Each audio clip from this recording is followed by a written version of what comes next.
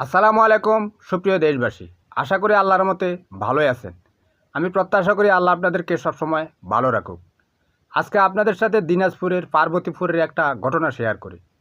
দিনাজপুরের পার্বতীপুরের এম হাফিজুল ইসলামের কাছে সরকারি রেলওয়ের একটা জমি ছিল, যেটা উনি ইজারার মধ্যে নিয়ে এসেছিলেন।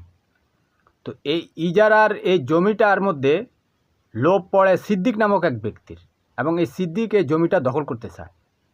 এম হাফিজুল ইসলাম সাহেব যেহেতু এই জমিনে ধান লাগিয়েছেন, এখন ওই যে সিদ্দিক, সে এই জমির ফসল নষ্ট করে এই জমি দখল করার জন্য, ওই জমিতে বিষ প্রয়োগ করার জন্য কিছু লোক সেট করে।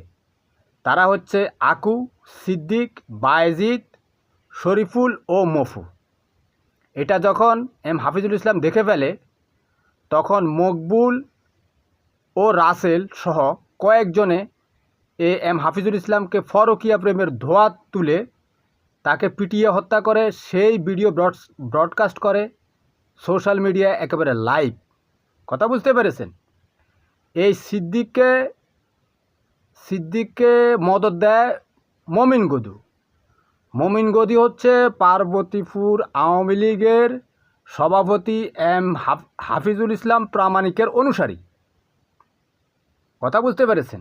অর্থাৎ কোথাও কোনো হত্যাকাণ্ড হলে সেখানে আওয়ামী লীগ থাকবে না, এটা হতেই পারে না। এখন এক সপ্তাহ থেকে ওই মামলায় নেওয়া হচ্ছে না, পুলিশ মামলায় নিচ্ছে না। ওসি, পার্বতীপুর থানার ওসি এম আবদুল্লাহ আল মামুন, উনি ওই যে এম হাফিজুল ইসলামকে পিটিয়ে মারা হয়েছে তার পরিবারকে বলতেছে যে এর নাম কেটে দেন, ভুক্তভোগীদেরকে বলতেছে। এখন এটা নিয়ে ৭১ টিভির সাংবাদিক যখন এই দিনাজপুরের পুলিশ সুপারের কাছে ফোন করেন, তখন পুলিশ সুপার মারুফাত হুসাইন তিনি সাংবাদিককে বলেন, আপনি মামলা নেয়নি কে বলেছে? সে রাগান্বিত হয়ে যাচ্ছে। আপনি এখানে কেন এসেছেন? আপনাকে কে বলেছে এগুলো খোঁজখবর নেওয়ার জন্য? সব কিছু নিয়ে সাংবাদিকতা করবেন না, অন্য কাজ করেন। অর্থাৎ বুঝতে পেরেছেন?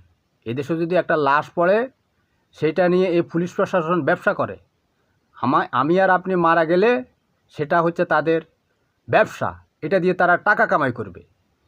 এই যে মব জাস্টিস, এই মব জাস্টিসের সাথে এই পুলিশ লীগ জড়িত। এই পুলিশ লীগগুলো কিন্তু এই শেখ হাসিনা নিয়োগ দিয়েছিল। এই যে মব সম্রাজ্ঞী শেখ হাসিনা, এদেরকে নিয়োগ দিয়েছিল।